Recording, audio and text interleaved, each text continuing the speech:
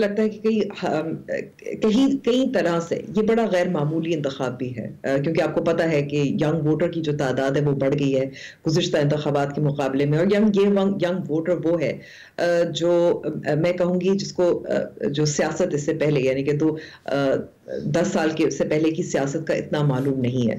اب Pakistan Peoples party کے نے جو کوشش کی ہے، ہم نے دیکھا جو 2018 میں ان کے کچھ صورتحال بہتر تھی 2013 کے مقابلے میں، پنجاب میں خاص طور پہ میں کہہ رہی ہوں، یا سندھ میں بھی ہم دیکھ سکتے ہیں۔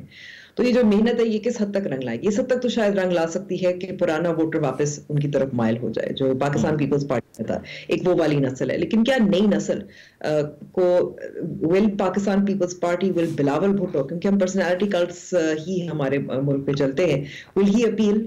اب یہ مجھے شک ہے کہ نہیں ہوگا اس حد تک اتنے کامیاب، اسپیشلی ینگ ووٹر کے حوالے سے، جہاں تک وہ سمجھ رہے ہیں، کیونکہ ینگ ووٹر جو ہے اس کو ایک طرف سندھ نظر آتا ہے اور سندھ کے کیا حالات، ایک طرف ان کو ایسپریشنل لیڈرشپ شاید بلاول بھٹو زرداری میں کم نظر آتی ہے۔ چونکہ آپ نے پرسنالٹی کلٹس کی بات کی تو تحریک انصاف کا کیس یاد آ گیا مجھے۔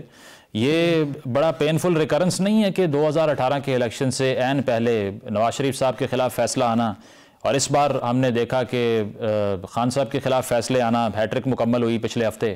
کیا امپیکٹ ہوگا اوورآل الیکشنز کے اوپر اس کا؟ اور جو انڈیپینڈنٹ کینڈیڈیٹس ہیں پی ٹی آئی سے جو ایسوسیٹ ہیں وہ کہتے ہیں اپنے آپ کو، ان کے اوپر بھی کوئی فرق آ سکتا ہے اس کا ان فیصلوں کے بعد؟ کیونکہ ہوپ تو نہیں ہے کہ تحریک انصاف کے جو بانی چیئرمین تھے وہ واپس آ سکیں فیلڈ میں ان دا نیئر فیوچر۔ ویسے مزمل، یہ جو ہیٹرک ہے عمران خان صاحب کے خلاف جو سزائیں ان کو دی گئی ہیں، میرے خیال میں کہ اس سے زیادہ خطرناک اور انتخابات کے حوالے سے زیادہ ان کے لیے پاکستان تحریک انصاف کے لیے چیلنج جو ہے وہ سمبلز والا کیس تھا، کیونکہ اس وقت پاکستان تحریک انصاف کے پاس ایک الیکشن مشینری نظر نہیں آ رہی کہ موجود ہے۔ ملٹیپل کینڈیڈیٹس ہیں، کئی حلقوں میں، اسلام آباد میں بھی آپ دیکھ لیں 4-5 ایسے ہیں جو دعویٰ کر رہے ہیں کہ ہم پاکستان تحریک انصاف کے ہیں۔ کچھ ایک دو ویل نون کینڈیڈیٹس ہیں جن کا ظاہر ہے پتہ ہوگا۔ تو میں سمجھتی ہوں کہ یہ جو ہیٹرک عمران خان صاحب کے خلاف سزاؤں کی آئی ہے، اس سے زیادہ خطرناک سمبلز والا کیس ہے ان کے لیے، کیونکہ سے آپ کو انتخابات کے دن مشکل پیش آ سکتی ہے۔ میں آپ کو ایک مثال دیتی ہوں کہ میں کئی لوگوں کو کنونس کرنے کی کوشش کری ہوں کہ آپ کا ووٹ جو ہے وہ آپ کی طاقت بھی ہے، وہ آپ کی ایک طرح سے ریزسٹنس کا ایک ایکسپریشن بھی ہے، اور انہوں نے ایک خاص سیاسی جماعت کا ذکر کیا کہ ہم ان کے لیے ووٹ ڈالنا چاہتے ہیں۔ ان کا سمبل کے بارے میں نہیں پتا تھا ان کا سمبل کیا ہے، اور وہ ان کو یہ بھی نہیں معلوم تھا وہ کہاں اس سمبل کو ڈھونڈے۔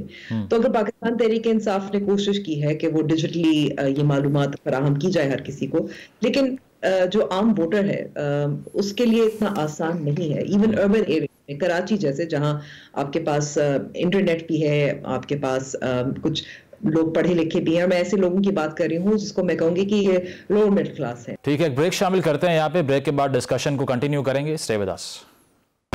لاہور کے کچھ حلقوں کا سروے کر کے دیکھا تو تھوڑا پولیٹیکل نائلزم بھی دکھائی دیا۔ بہت سے لوگ تو اس اوپینین کو وائس کرتے ہوئے دکھائی دے رہے تھے کہ ہم کسی کو ووٹ نہیں ڈالیں گے، پروسیس پہ ہی یقین نہیں ہے ہمیں۔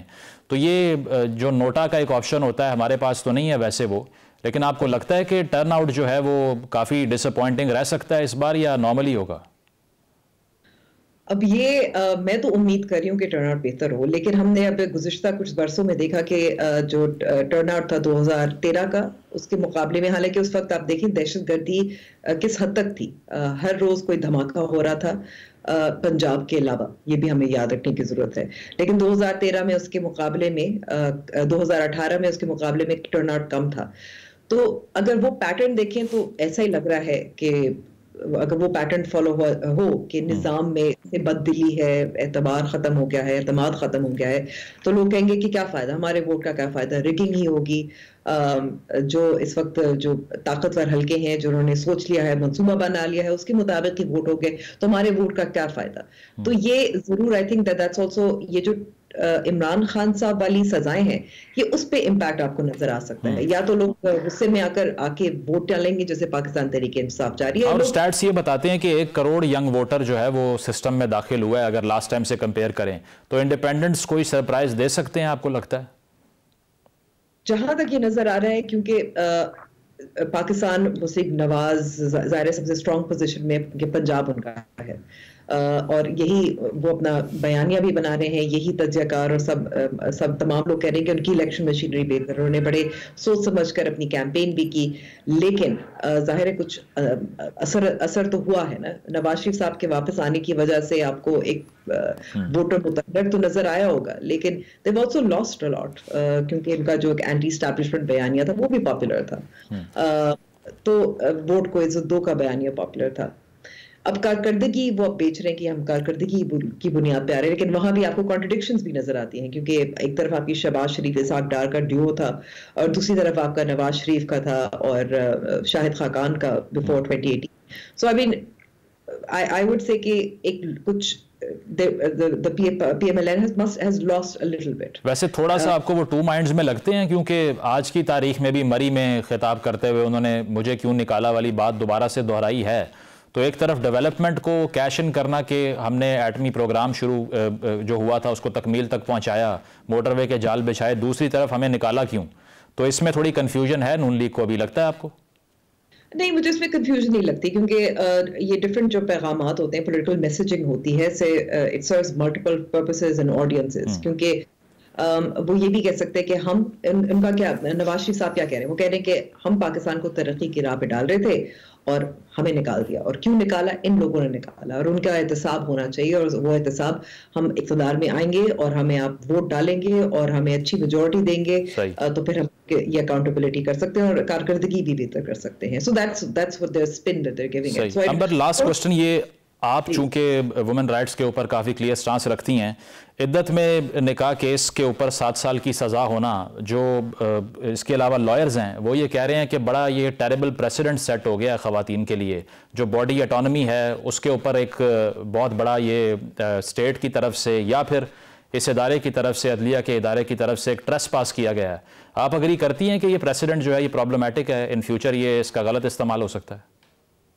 مزمل, میں وکیل تو نہیں ہوں, اور وکلا تو یہی کہتے ہیں کہ ٹرائل کورٹس کے فیصلے پریسیڈنٹ نہیں ہو سکتے, اور میں امید کرتی ہوں کہ جس قسم کی تفصیلات اس کیس میں سامنے آئی, کیونکہ دیکھیے اس کا ایک پیغام کیا جاتا ہے, ایک پیغام ہوتا ہے, اور ایک ظاہر ایک ہائی پروفائل خاتون ہو, اور ان کے بارے میں کیا کہا جا رہا ہے. لیٹس بی کلیئر, ان کا ایک جو ماہواری کا جو ایشو ہے وہ اپنا انہوں نے کچھ اور کہا کہ یہ اتنے دن تھے اور اتنی ماہواری گزر چکی تھی, اور دوسری طرف آپ جو دوسری سائڈ کے یعنی کہ جو آپ کے خلاف کمپلیننٹ تھے ان کی, اور جو مرد ہیں ان کی بات پر زیادہ یقین رکھتے ہیں. تو میرے خیال میں that is the big message that I think that comes out of this. میں اس کو پالیٹکس کو سائڈ پہ رکھ دیتی ہوں کہ عمران خان صاحب نے جھوٹ بولا, بشرا بی بی صاحبہ نے جھوٹ بولا, that is a technical matter. لیکن میں کہوں گی کہ خواتین کے حقوق کے بارے میں کیا پیغام جاتا ہے, پریسیڈنٹ سیٹ ہو سکتا ہے. میں امید کرتی ہوں کہ ظاہر ہے کہ جو ہائی کورٹس ہیں اس کو اسٹرائک ڈاؤن کر دیں گے. لیکن آپ یہ سمجھتے ہیں کہ خاتون کی جو گواہی ہے اس کو پرائیورٹی نہ دینا, it could become problematic? It could become problematic, اور یہ شاید lawyers will be able to tell you better. But I think the message really is کہ جو ہماری عدالتیں ہیں وہ خواتین کی گواہی کو کم مانتی ہیں, مردوں کی گواہی کو زیادہ مانتی ہیں about their own body. صحیح, ٹھیک ہے, بہت بہت شکریہ. امبر شمسی صاحبہ ہمارے ساتھ موجود تھی. ناظرین, ایک بریک شامل کرتے ہیں, بریک کے بعد واپس آئیں گے. Stay with us.